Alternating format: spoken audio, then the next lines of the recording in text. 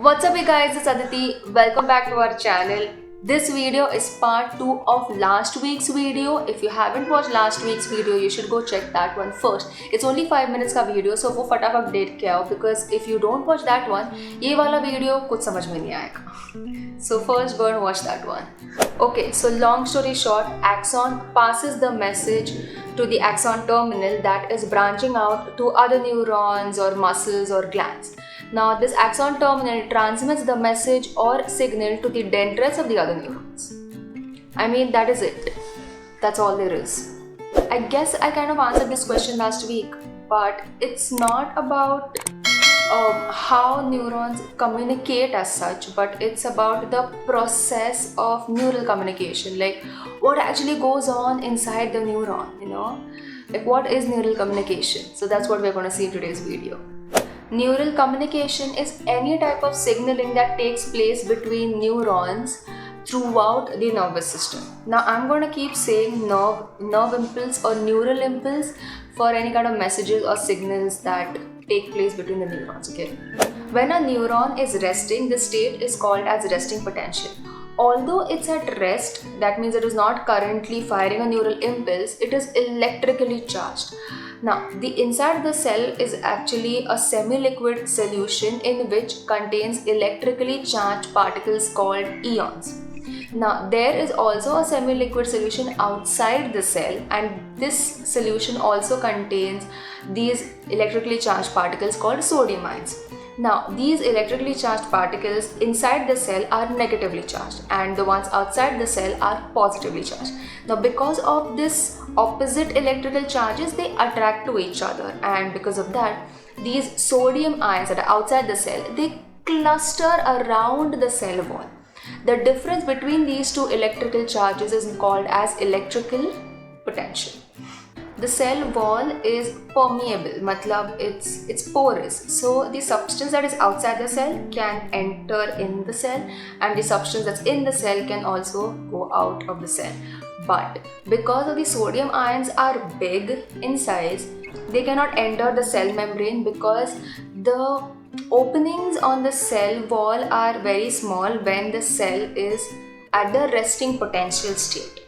When the neuron gets enough stimulation from other neurons it's connected to, that is, iske dendrites get triggered or activated, they receive a message, then dendrite sends this message to the cell body where it is decided, like I said in the last video, that the neurons decide in the cell body at nucleus whether to send this message forward to the other neurons it's connected to.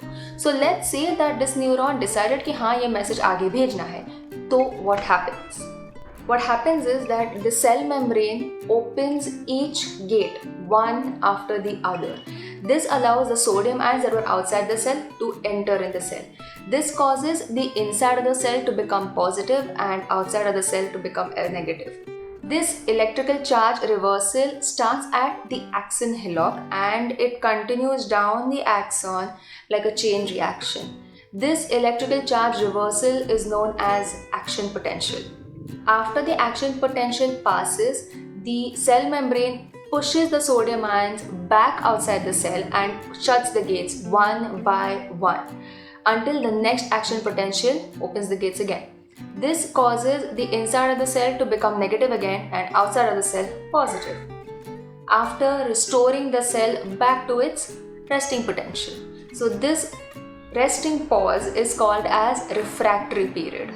So in short, we can say that when a cell is stimulated, the first gate at the axon hillock opens and the electrical charge is reversed. Then the second gate is opened and the electrical charge is reversed. In the meantime, the first gate closes and it gets back to its normal state, that is, inside is negative, inside of the cell is negative and outside of the cell is positive. This is what happens from the dendrites to the axon terminal. Now let's see what happens between the synaptic terminal, that the chotu knobs I said that are at the tip of the axon terminal, to the dendrites of the other neuron, the receiving neuron. Let's see what happens there. Dendrites of the receiving neurons, also known as postsynaptic membrane, and the tip of the axon terminal of the sending neurons, they don't touch each other, okay? There is this chotu gap in the middle, and this gap is known as synaptic gap or synaptic cleft. This gap is like less than millionth of an inch wide. So when the action potential reaches the synaptic terminal, it triggers a release of this chemical substance in the synaptic vesicle called as neurotransmitters. Within a 10,000th of a second, these neurotransmitters cross the synaptic gap and they get attached to the receptor sites on the receiving neuron. These receptor sites are these special little locks on the dendrites of the receiving neuron. These little locks have a special shape that allows only a particular molecule of neurotransmitter to fit into it, like a specific key or a special key that fits into a lock. So these neurotransmitters unlock these tiny channels at the receptor sites, and the electrically charged atoms flow in the receiving neuron, and whole cycle begins again. Some neurotransmitters have to get out of the receptor sites before the next stimulation can occur, and due to this they end up back in the synaptic gap. Hence, the sending neurons reabsorbs these neurotransmitters and they end up back in the synaptic vesicle. This process of reabsorption is known as reuptake, and this is done so that the synapse is cleared and ready for the next time these neurotransmitters have to be released. So this is how these neurons communicate and what happens inside the neurons when they are communicating. I want to make a video on neurotransmitters and how neurotransmitters influence us. If you want the same, let me know in the comment section, please. I hope you have understood this topic. I hope you think I'm a good teacher. If you do, then please give this video a big thumbs up. Subscribe to this channel, join the community, and hit the bell notification so you will be notified every time I post a new video. And I'll see you next Friday with another psychology video. Bye.